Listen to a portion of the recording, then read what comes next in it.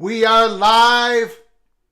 We are live. Welcome to College Football's Peek Around the Corner with your host, Greg Flugar. We cover everything college football because we love everything college football. And if you do as well, please subscribe to our channel. Smash that like button if you like our content. Share the video with your family and friends. If you want to donate to the show to help us keep the lights on and the phone lines on, hit that $sign. For the first time ever, it's a call-in show. Look, things are not going to go smooth.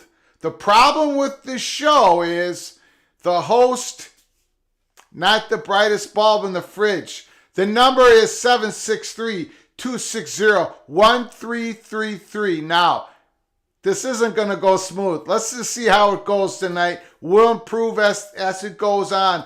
But I want this, the purpose of this entire YouTube channel, College Football, is to give you the voice. You're the one who directs this show. I want to hear you talk. We're going to be doing like a 5-minute time limit. You call the show, you get the floor. You can take up the whole 5 minutes if you want. You want to spill your guts on the biggest fear that you have for your team going for 2023 or your biggest hopes of your team going into 2023. Just let it go. Spill it out right here at College Football's Peek Around the Corner. Again, the number is 763-260-1333.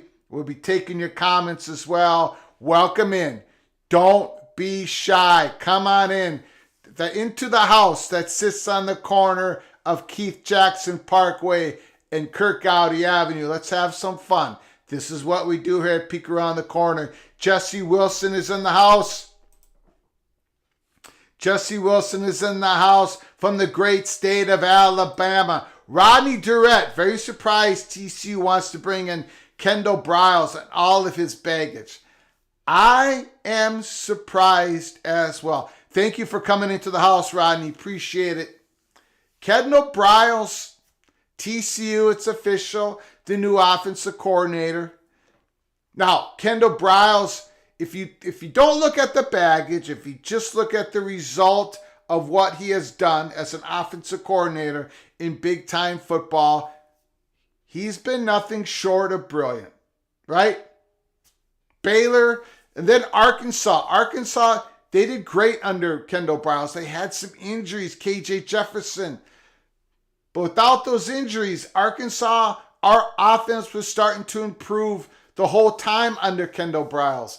So the results of his ability to instruct, to coach, to get a game plan, to recruit, to install, brilliance. Brilliance, Kendall Briles. Brilliance. But he does have the baggage, and it's not going away. From my opinion, it's not going away. How Baylor, I'm not going to get into it on this episode, but how Baylor treated their student athletes, the students on campus under the tutelage of the Briles regime. Wow, that was disgraceful. Now, Kendall Briles, he's given another opportunity. We'll see what he does at TCU. I'm surprised at Sonny Dykes hiring him. There's a whole lot of other candidates. TCU, they just went to the championship game. They went into the Big 12 championship game and lost to Kansas State. They had an unbelievable season. You'd think there would have been other candidates for Sonny Dykes to choose from. Very interesting. Jay Perlmutter. Jay, I'll call you Jay. Nice to see you in the house. Smash that like button. Absolutely correct. Mona Vision, no future Big Ten expansion without Notre Dame. Probably not. Probably not. Unless something happens down the road in the Southeast, that might happen first before Notre Dame. But yeah, it doesn't look like there's any further Big Ten expansion without Notre Dame. Notre Dame has some decisions to make. Jay asks, what's going on at Michigan with Matt Weiss? I do not know. It sounds pretty bad. I do know that the police not only went to the Michigan athletic department there, but they also went to Matt Weiss's house. Something having to do with computer access. He did something bad on his computer. And I think we're probably all thinking the same stuff, but hopefully Matt Weiss is hopefully he's an innocent man in this. I do not know. Again, I don't think he's been charged yet of anything, but very interesting times at Michigan in the athletic department. Rebecca Salisbury, what happened at Florida is horrible and will affect every single student going forward at every school. Let's talk about this. It's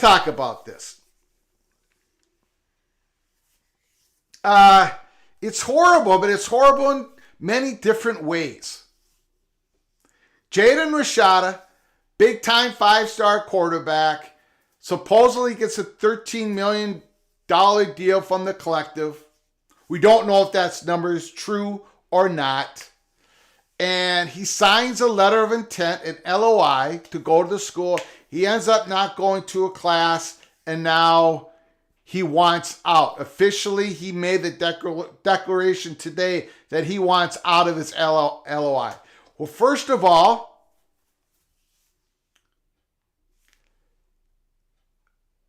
the name,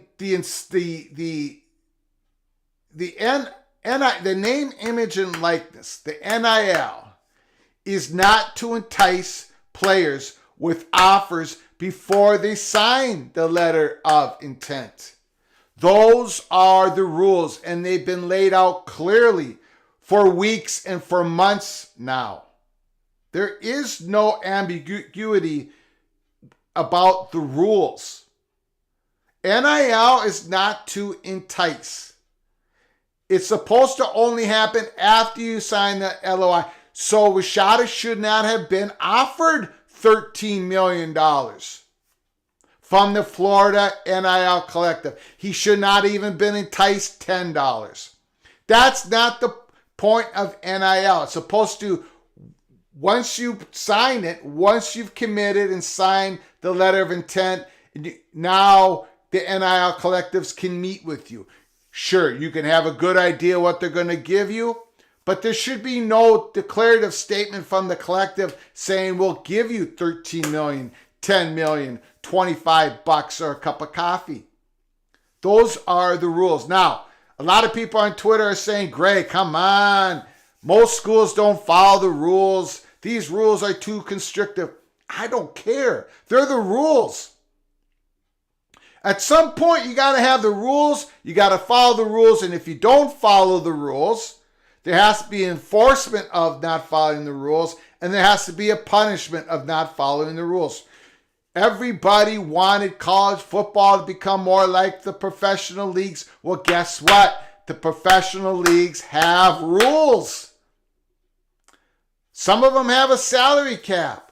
The players sign contracts. You can't just grab a player from another team because they're under contract.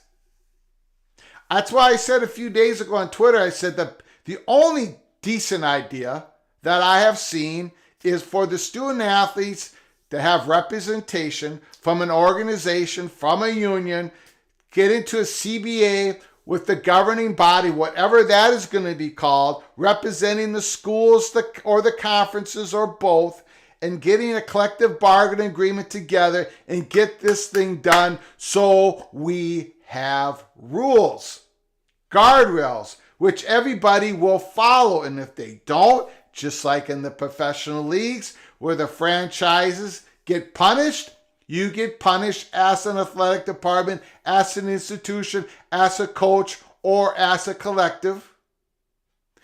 At some point, you have to have rules.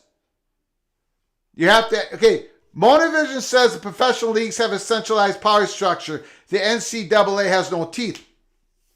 The NCAA has no teeth because the presidents haven't given them the teeth or the personnel. The NCAA, first of all, the NCAA's ability to control college football has gotten less and less and less as years go by per the university presidents. That's what they wanted. And per the Supreme Court. The Supreme Court's latest rulings have said the NCAA governing bodies, these rules are unconstitutional. A student athlete must be treated the same as a student. But I don't forget the NCAA. Just forget it for a moment. FBS football, 10 conferences, and Notre Dame, and the independents. These are the rules, A, B, C, and D. This is the governing body that's going to police, enforce, and hand out the punishment if you violate these rules. You got to have that at some point. You have that everywhere else in sports, in professional sports. And the importance to having rules and following the rules is because you're trying to sell the product of competition. College sports isn't going to be equal. There's not going to be equality like there is in the NFL, where you have draft picks where the worst teams get the top picks the next year and you have a salary cap. We're probably not going to get to that. But at some point, you got to have established rules so you can have at least sell competition to a certain point. I just had someone on Twitter right before I went on live saying, basically, Greg, you can't have rules because if you have rules, the top schools will leave. Well, those top schools are going to want to have rules. You can't have just the wild, wild west that goes on forever. Come on now. It's going to kill the sport. And when you talk about tampering, my goodness, it's going to kill the sport. If a player has not yet put his name in the transfer portal, you're not supposed to be able to contact him. That's why we've talked about it here at Peek Around the Corner. We've talked about it, and we've talked about it. Get the players to have representation, and where they sign with the school, they know what they're getting up front. And it could be a 1, 2, 3, 4-year deal, depending on the negotiations between the student athlete and the school. Have the contract signed. There goes away the tampering. There goes away so many issues. President Livingston, Baylor's President Livingston, just made a speech in front of some NCAA council, what have you, saying we need to get Congress involved.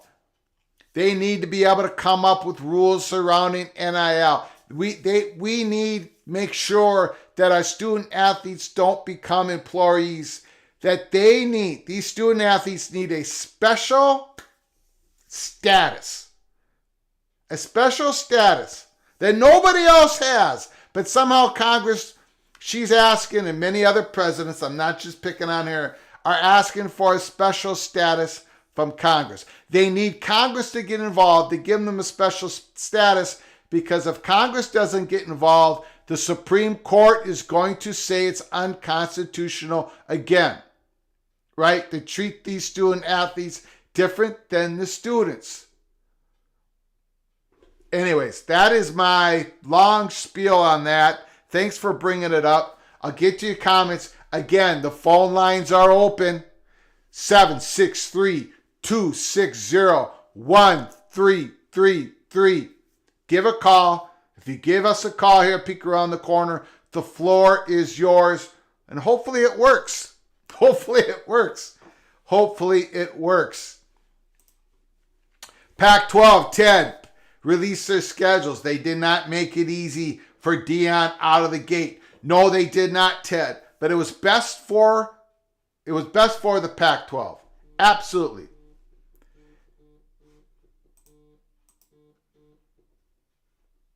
Call from Rebecca Salisbury. Rebecca Salisbury is the very first call of Peek Around the Corner. Nice to hear your voice, Rebecca. Hi, Greg. Hi, the floor is yours. All right. So, I mean, we're talking about, obviously what happened at Florida. And, people are, regardless of the number, whatever it is, 13 million or even $40. What happened there has essentially turned what was, as you said, it wasn't free agency. It's now free agency. But it's free agency to a point where the NCAA has, their investigators have less teeth than the Postal Service does investigating your lost mail. Yep. It's insane. They're never going to, until the NCAA steps up, hires more investigators, we're going to continue to see this. And until they literally have to start punishing like NFL teams would be with severe sanctions. That's the only thing that stops NFL teams is losing draft picks and the contract and, free agents and stuff like that. So the NCAA's got to step up their game and actually enforce something. Yep, and the people who control the purse strings of the NCAA, for them to be able to hire the people for enforcement, are the presidents of the universities themselves. And we have how many schools? Like 130 FBS schools. So the NCAA has to be big enough to investigate if people, declare that this school violated this rule or that school violated that rule. There has to be a big enough enforcement, a lot of people hired by the NCAA to actually do the job. Yeah, if the NCAA is not willing to do it, then I think we need the conferences need to step up and actually do something about it. And in the Power Five, there's enough money between those schools that there's zero reason for them to even do it. Even in the NCAA, if they say it's like a money thing, it's like, how much money are you guys getting for, the Final Four or, the college football playoff or even like the College World Series for both baseball and softball? There's money, and the NCAA is not investing it properly. I agree, Rebecca. Absolutely. All right. Thank you, Greg. Thanks, Rebecca. You are the first caller in history of Peek Around the Corner. Thank you so very much. Thanks, Greg. Yep. Go Huskies. Go Huskies. Unless they play the Gophers. Thank you, Rebecca, so very much. Hopefully,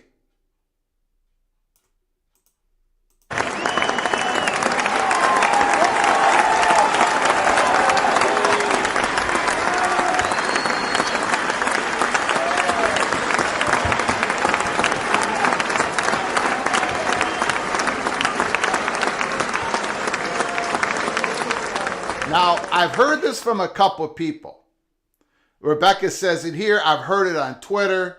I had this question asked. I didn't know the answer. Who's the leading candidate? I guess for Rashada, I guess one of the leading candidates is Washington. Here's Rebecca saying, by the way, Washington has started recruiting Rashada as he was released from his LOI today. His favorite high school target from high school is a receiver at Washington. I've heard that as well.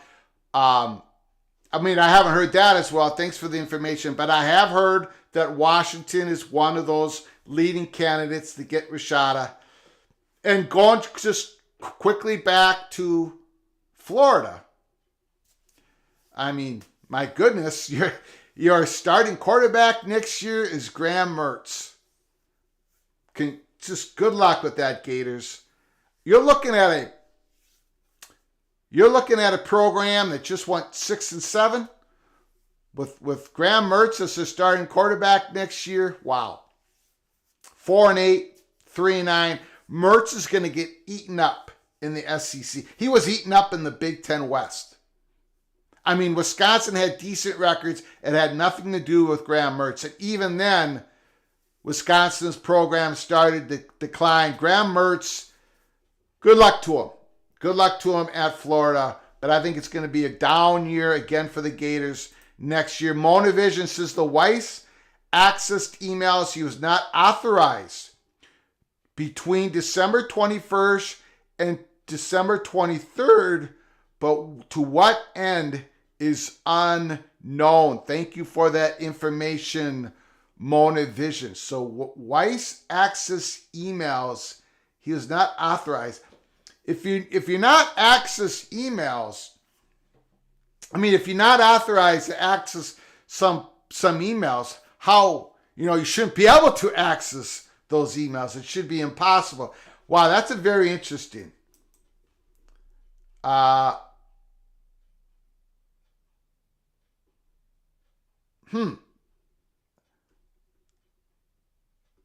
very interesting. My mind is starting to turn on that. I need time to marinate. Jonathan Weaver, nice to see you in the house, sir. How many schools will be in the Big Ten in 2026, and who is getting looked at? There'll be 16 schools in 2026. That's the big shock. That's the big favorite. That's the big favorite scenario. Big Ten has the expansion button, the pause button smashed. They're not looking at expansion right now. And they haven't been since they decided in that decision window between August 15th and October 15th, as we talked about a few months ago. They're moving on. They're going to try to onboarding, that whole onboarding process of new schools. It's a difficult task. Ask any former commissioner. Google it up. Read what they say. It's a pretty difficult task. So they're going to onboard the Big Ten, USC, and UCLA. Now, if some situation changes in the ACC, we'll take a look at it then. We do have a story brewing here at Peek Around the Corner that we're going to talk about in the spring, and that has to do with ACC country that is not tied to the SEC or the Big Ten at this moment. We're going to talk about that later. But if nothing changes in regards to the ACC schools becoming available and the grant of rights, it does have teeth in the ACC grant of rights, then nothing's really going to happen in Big Ten expansion unless Notre Dame flips their script, unless they decide that independence for the football program is no longer as valuable to them as it has been in the past. And the college football world, we talk about it, the college football world is changing. We do not know what 2026 is going to look like, Jonathan. We don't know about that expanded playoffs is going to look like. We know what it's going to look like in 2024. We know what it's going to look like in 2025. But in 2026, we have no idea. And remember, it doesn't need a consensus. It doesn't need unanimous consensus on how it looks like in 2026. So Notre Dame's ability, their power decreases for 2026. They do not have the veto pen. They do not have the veto power. So if SEC and the Big Ten, the ACC, if they stack enough votes together to push on whatever through, and basically they say whatever for the new rules that would make Notre Dame staying as an independent football program harmful to them, then we could see a change. Then we could see a change in Notre Dame, and that would affect realignment everywhere, starting with the Big Ten and with the ACC. Praise the Lord, Cornelius Green. Praise the Lord. Absolutely correct. Cornelius Green. Pete Thamel reported, said Washington is the favorite to land Rashada. Thank you for that information, Mr. Green. I think maybe I did see that. I know I saw it somewhere. Maybe I did see it from Thamel. Rebecca, they'll have the transfer portal forever since they only have 4 years of eligibility. Not infinite like the pros. They'll eventually have contracts that require buyouts. Okay, well, how the transfer portal is supposed to work right now is you have one free transfer, which you don't need a waiver, which you do not need to be a graduate student. One free transfer. After you've used up that one free transfer, and if you're not a grad student, you haven't graduated yet, you can't really put your name in the portal. Unless you're asking for a waiver. Maybe something happened in the family, you need to be close to home, something to that effect. So the portal supposedly should have limitations on it already. Or you can drop down, by the way. You can drop down like the FCS and get into the portal and go to school there and have immediate playing time. But if you go in the transfer portal, you've already used up your one free transfer. And if you're not a graduate student, you're supposed to have to sit out a year, just like in the olden days, which was just a few years ago. Okay, so that's how the portal is supposed to work.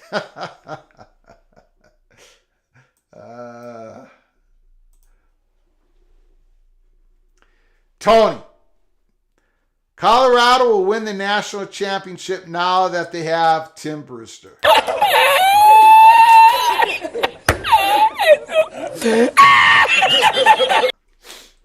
I don't know what to say. I don't know. I believe most of you in the chat have already seen that Tim Brewster speech in front of the Colorado Buffaloes football players. If you haven't, just go on Twitter, Google it.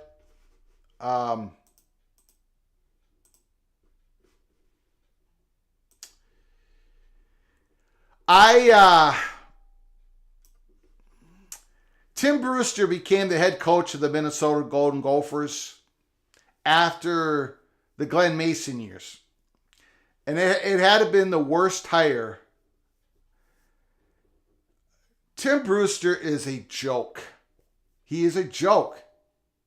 And he's one of these guys who head coaches believe he's a great recruiter because he goes in the home and he's rah, rah, rah. Everybody sees through that. In this day and age where NIL money is becoming more and more important to the recruiting aspect, guys like Tim Brewster should be dinosaurs. I'm surprised, or maybe I should be surprised, but I'm surprised Deion Sanders hired Tim Brewster. He keeps finding the next job. You know, he's supposedly a tight end coach. He's not a tight end coach. He's not a coach at all. He used to be Florida State, Texas A&M on their assistant staffs.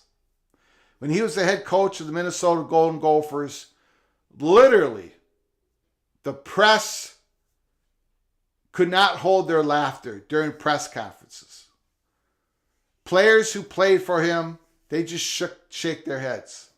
So go watch his rah military style speech that he had in front of the Colorado Buffalo players. My prediction is that he'll be at Colorado for 1 year. I know he was up at Jackson State with Deion Sanders,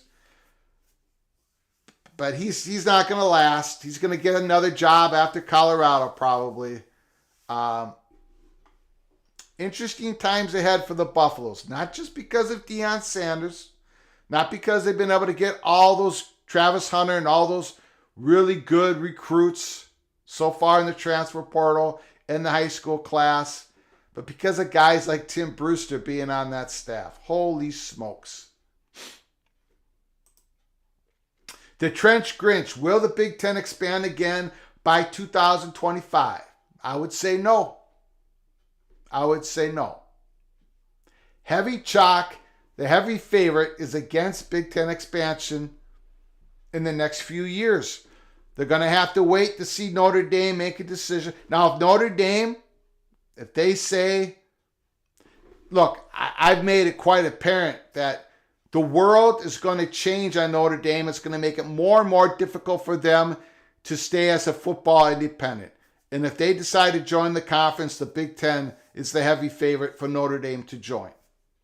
And we'll see if Notre Dame, Jack Swarbrick, the athletic director, has made it known in public that basically the last check, the box that he has to check in remaining as an independent, is the new TV deal that Notre Dame has to get in 2025.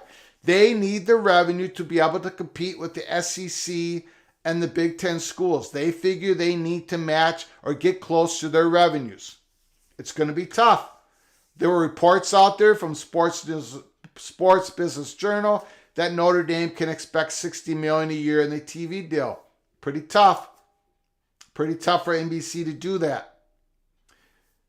And there's going to be other revenue streams that these conferences are going to be able to get. We've talked about it in the past. The sports book is one of them.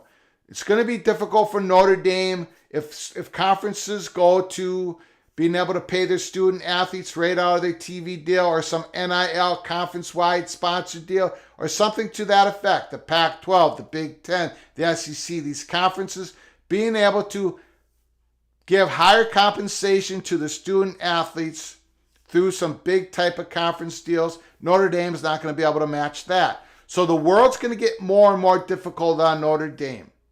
And then we don't know what the playoffs are going to look like in 2026 and beyond. It might be that Notre Dame has no ability at all to have a first round bye, a second round bye in the playoffs because they're not a conference champion, right? We don't know what it's going to look like in 2026. So if Notre Dame and Jack Swarbrick calls Gene Smith, let's say Gene Smith becomes the Big Ten commissioner and Notre Dame says, okay, that's it, we want in. Then it's game on and the Big Ten definitely will expand. But without Notre Dame making that call, Big Ten is not going to expand anytime soon. That's our take on it at Peek Around the Corner. Ted, the big issue with the NCAA is that the enforcement takes so long that the school gets damaged long after the incident. Absolutely correct. The enforcement can't take that long. The investigation, the punishment. You're right. You're absolutely right. Now remember, everybody, this is a call-in show. 763-260-1333. Put that number into your phone. That is the Peek Around the Corner phone number. So give it a call. The floor is yours. You can talk a full 5 minutes if you want. Anything about your team, let it rip.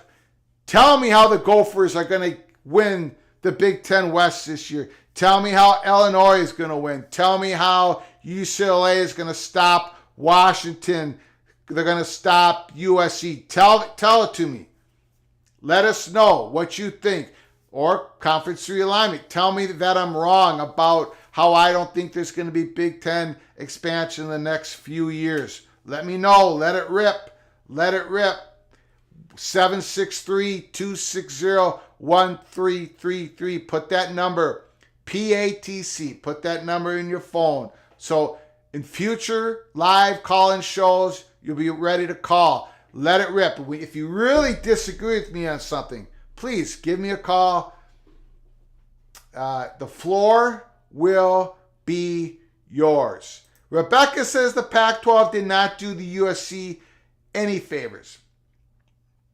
They got that last week bye week, but they play Notre Dame, Washington, Utah, UCLA at the end of the year. That's a lot of people's takes on it. I read that on Twitter. We did a deep dive on it on a show, and a live show. We'll see. I still think everything being even, if USC, I would love to have that week off before the Pac-12 championship game. I know they're playing at week 0, I believe against San Jose State. So that had something to do with it. When do we see the Big 12 football schedule? We don't know the Big 12 schedule for 2023. It hasn't come out yet. Supposedly it's coming out the last week of January. Does it have to do with the fact that they don't want to put out a 2023 schedule because they don't know what 2024 is going to look like yet? The Big 12 knows that Oklahoma and Texas are leaving, right? At least in 2025. They know that Texas and Oklahoma are going to be in the conference in 2023. And 1 year's schedule, conference schedule, affects the next year conference schedule. So if the Big 12 knew that Texas and Oklahoma was going to be in the conference in 2023 and 2024, it'd be easier to schedule. It's easier to select what teams in the Big 12 get Texas and Oklahoma on their home schedule, for one example. But because they're still trying to work out the Big 12 with Texas and Oklahoma, ESPN and Fox, they're still trying to work out the possibility of Oklahoma and Texas leaving a year early so they can play in the SEC in 2024. That seems to be the big hang-up on why we haven't seen those Big 12 schedules yet. I know the Big 12 fan base, they want to see them. And their media partners want to see them. Fox Sports, ESPN, because they're the two media partners for 2023. Everybody wants to see them, but we haven't seen them yet, and it looks like the end of January is when we get to see them.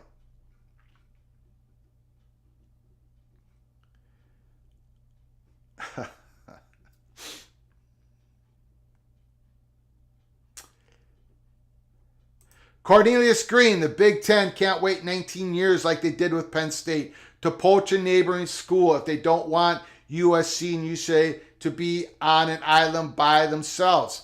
There were people in the Big Ten that don't want USC, UCLA on an island by themselves. Kevin Ward definitely wanted to expand, but the door has been shut. The door has been shut on that. There'll be no further expansion out in the Pacific Coast at this time. The decision has been made, and whoever the new Big Ten commissioner is, it's still not going to happen. Still not going to happen. Tony, the December 26th is a date that will live in infamy. Right now, it will live in infamy. Right now. No doubt about it.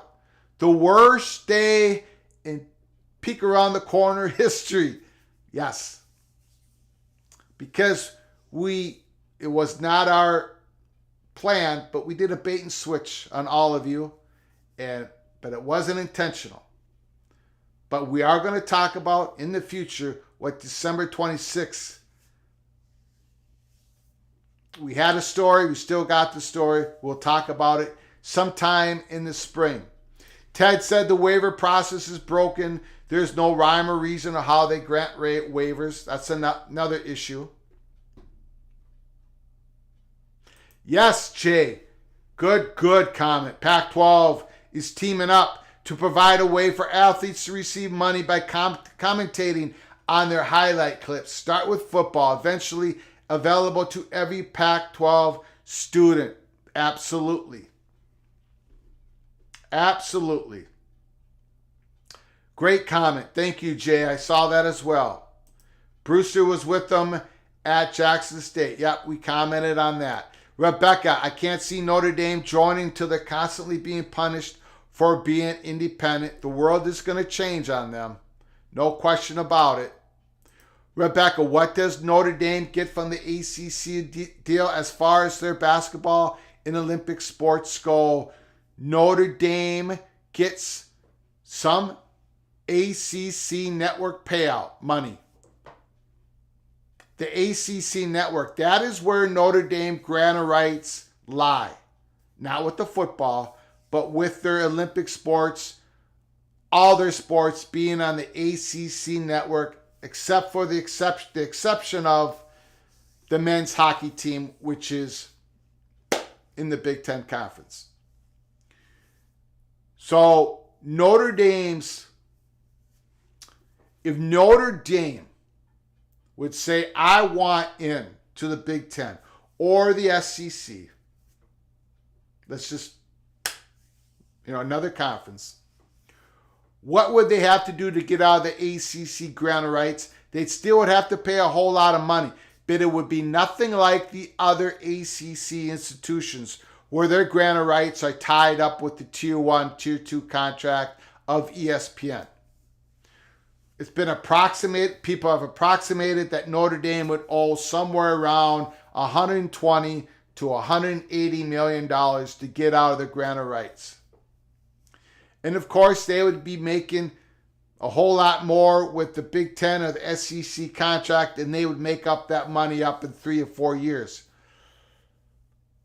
According to the ACC bylaws, that if Notre Dame wanted to join a conference in 2024, they would have to let the ACC know that on August 1st, 2023. So keep that date in mind. According to the ACC bylaws, Notre Dame, obviously their contracts with the ACC, their responsibilities is different than the other institutions. Notre Dame doesn't get that Tier 1 money. They have a separate contract for football. They have a separate contract with NBC. So it's easier for Notre Dame to get out of the contract. I would say this, it used to be, Rebecca and other people, it used to be that the ACC schools wanted Notre Dame to join the ACC conference. And it still is. It still is that way. But but now the second choice for some of these ACC schools is for Notre Dame to leave the ACC conference, because that might give them a better opportunity to get out themselves. We shall see on that. The deal that Notre Dame gets from the ACC is the ACC network, the contract money, the NCAA basketball tourney credits, things of that nature. That comes through the ACC payouts per the ACC bylaws. That's why Notre Dame is under an ACC grant of rights. There were 15 universities that signed the ACC grant of rights in 2016.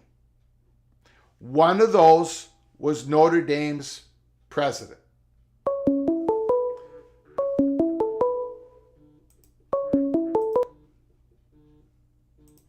Call from. Oh, I'm sorry, I didn't get your name.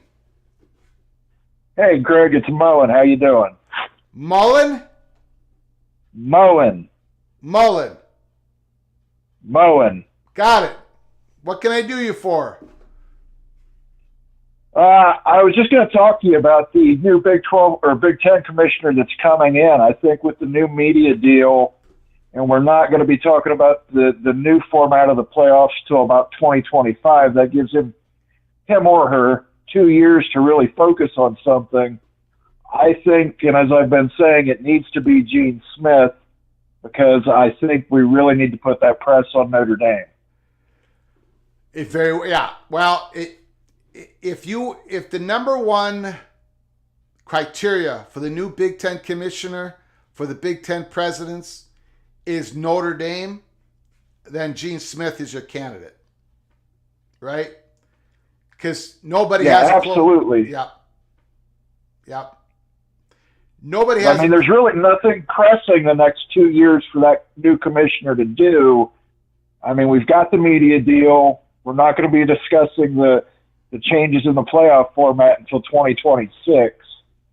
So, I mean, I think if we're going to expand, we really do need to put the press on Notre Dame. That's the key to sort of unlocking maybe the ACC as well, because their loose partnership with the ACC, I think, gives the ACC a lot of bargaining power still. Now, a couple things. One is, first of all, have you heard if Gene Smith is interested? Has anybody heard that Gene Smith would be interested in the commissioner job? Well, take it with a grain of salt, but I'm mowing vision in the chat, so I'm an Ohio State alum. Yep, you're Mr. Buckeye. And yes, there's a lot of smoke around Columbus that, yes, he would be interested in taking a position. Okay.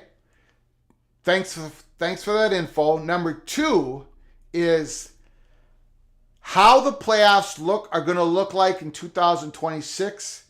That battle will be waged in 2024, 2025, possibly late 2023.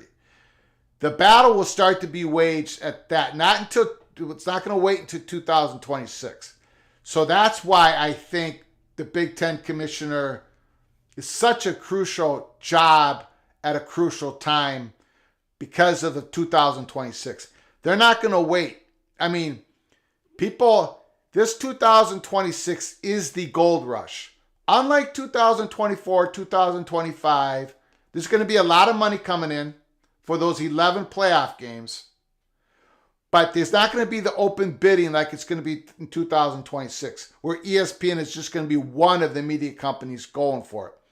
So the money's going to be historic for those playoffs starting in 2026. So we've talked about here at Peek Around the Corner where we see the 11th FBS conference is just trying to be created by the WAC and the ASUN FCS conferences. We're seeing some G5 conferences making one last attempt to become into a Power 5 program like San Diego State, SMU. And what is the cut that Big Ten is going to get and the SEC going to get versus the other three Power 5 conferences? Is there going to be a differential in the money they get because they bring the most eyeballs? We don't know. And then, of course, Notre Dame and a couple other independent programs, how do they fit into it? But the battle for all that's going to start. That's going to start at the end of 2023, 2024, 2025, in my humble opinion. Well, I certainly hope so. And I think that if those battles do happen that soon, it's another leverage point for the Big Ten to add Notre Dame. Because like Swarbrick said in the past, without playoff access, that's going to be one of the key reasons that Notre Dame would join a conference. So, that's just, my thoughts. I don't think we need to do any more Big Ten expansion until the Notre Dame question is thoroughly resolved. Yep. I think most people agree with you, Mr. Buckeye, Monovision. All right, Greg, I'm going to hang up. I just want to let you know I'm a big fan of your show, and it's great that you have a call-in feature now. Yeah, thank you. Yeah, it's about time. Thank you, sir. All right. Hey, go Bucks. Go Bucks. Go Gophers. All right, thank you so very much, Monovision, Mr. Buckeye.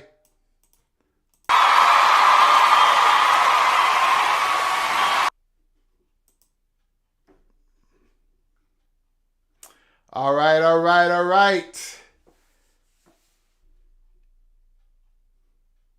Cornelius Green, Notre Dame is the last major independent with BYU joining the Big 12 in all the sports in July. Rebecca, word is that the longer Kliavkoff takes, the easier it might be for Big 12 to poach. Word is from a friend, boosters at Washington have begun to put the ear in the ear of the athletic director and school president. Well, I think we all agree the longer that there's not a Pac-12 deal, you're putting yourself in danger. I mean, some of those schools in the Pac-12 would like to have a deal signed right now because they have no other option than the Pac-12. The higher branded schools, Oregon and Washington, I think they're the ones who are making this difficult for Kliavkoff. I think it's very difficult. I'm not going to lie to anybody here. It's very difficult for the Big 12 to poach the Pac-12. There's an institutional tightness along the Pac-12 schools. They have commonalities. They've been together for decades. They see themselves as a Pac-12 institutions. They don't want to join the Big 12. But I got to tell you, that exposure part of that piece of the Pac-12 deal, when it comes about, that's going to be scary for a lot of programs. There's going to be fear no matter what deal they sign. If a streaming component is a large part of the deal, there's going to be some fear. And I think, we've been told this by the Money Perch here at Peek Around the Corner. Washington and Oregon should get some consideration for setting their fear aside and signing this deal that has a large streaming component here in 2023. And that consideration is going to be a weaker grant of rights, I believe. They got to get something. Or Oregon and Washington. And I'm not trying to put down the other Pac-12 schools, but my goodness. Unequal revenue sharing, that kills a conference. When you're doing an unequal revenue sharing of the media rights. But at some point, Oregon and Washington needs consideration in this Pac-12 deal. Because UCLA was going to get it. UCLA was going to get consideration. They were going to get paid more than Oregon and Washington through the media rights deal of the Pac-12 if UCLA came back, according to a New York Times article that nobody in the Pac-12 refuted. So if UCLA was going to get that consideration, Oregon and Washington must as well. Whenever we get this deal, whenever we see it, I think there's going to be some curves in it. It's going to be non-traditional in a couple of different ways. I have heard no steam when we're going to see it, but putting it off, it gets scary, I'm telling you. Tony was happy to see Catherine Tappan get the sideline job on NBC. Is there anything in the new TV contract about Big Ten hockey on Peacock? Also, how much money in the new contract goes to the hockey schools? I do not know, Tony. I don't think there's anything with Big Ten hockey on Big Ten hockey on Peacock. I do know that for the hockey schools, for the 6 hockey schools and the men's, well, there's 7 with Notre Dame. There is some consternation about the availability of there's time slots on the Big Ten network when it comes to the hockey programs. I don't know. No one's been able to really do a deep dive into how much. We know the Gophers' revenue in hockey. It used to be like $7, $8, $9 million a year, and their expenses were like $3-4 million, and they make money. University of Minnesota is one of those few schools that make money in hockey. We know since the Big Ten network that the other schools either break even or make money. So the Big Ten network has made it so the Big Ten schools do not lose money on hockey. But how much, I don't think it's part of the new contract, but I'm not sure. Motivision, good point. Stanford is likely dragging their feet as well. If we add Notre Dame, they make the best partner. Stanford might be dragging their... It could be Stanford, Utah, Oregon, and Washington. It could be those 4 schools. And who knows? Maybe those 4 schools, maybe they're calling people and media companies, and who knows? Who knows? Who knows what's going to happen? Like I say, even John Wilner says they better get this deal done soon. It's making him queasy. I would be surprised. I would be shocked if we find out that the deal comes and it's just a traditional deal that Oregon and Washington got no considerations, got nothing more extra in the deal. I would be shocked. Tony, I think the current contract pays about $2 million per year. That could be. I really don't know. Rebecca, Stanford will go to Notre Dame for sure. They'll be tied to the hip. Notre Dame has a deal to do games on Peacock. That is true. They're home games. No Big Ten deal on Peacock for hockey. Just men's basketball, women's basketball, and football. Thank you, Big Ten Ted. Appreciate it. Rebecca, Stanford, Washington, Oregon are driving everything. Washington and Oregon are holding it up, no doubt. Again, what kind of considerations will they get? If they get nothing, I would be absolutely shocked. So we're closing it up tonight. This was just a short 1-hour live show. We tested our phone calls. Monavision, Rebecca was the first caller ever at Peek Around the Corner. So was Monavision was number 2. So keep that number in your phone. That's 763-260-1333. That is the Peek Around the Corner show. Every time we do a live show now, we're going to be doing comments. We're going to be calling up. I'm going to have questions for you all when you do call up. I'm going to be laying out questions, and I want you guys to take the floor. It is your show. We talk everything college football because we love everything college football. Before you leave the chat, please subscribe if you haven't done so. Please smash that like button and share the video with your family and friends. This was a short 1-hour live show at Peek Around the Corner. We wanted to test out the phone system. I think it worked. Could everybody hear everyone talking? I think it worked out. So I'm shocked that your host did not screw it all up. I'm very, very surprised. At some point, we're going to have, you're going to see a timekeeper, a time clock here, a stage timer on the screen so you can see how much time you have left. We're going to do something like that. I fiddled around with that today, but nothing that I did looked very good. However, that will close it up for tonight. Thank you so much for joining us here at Peek Around the Corner. Until next time, from all of us to all of you, please, you all take care of each other. Thank you so very much.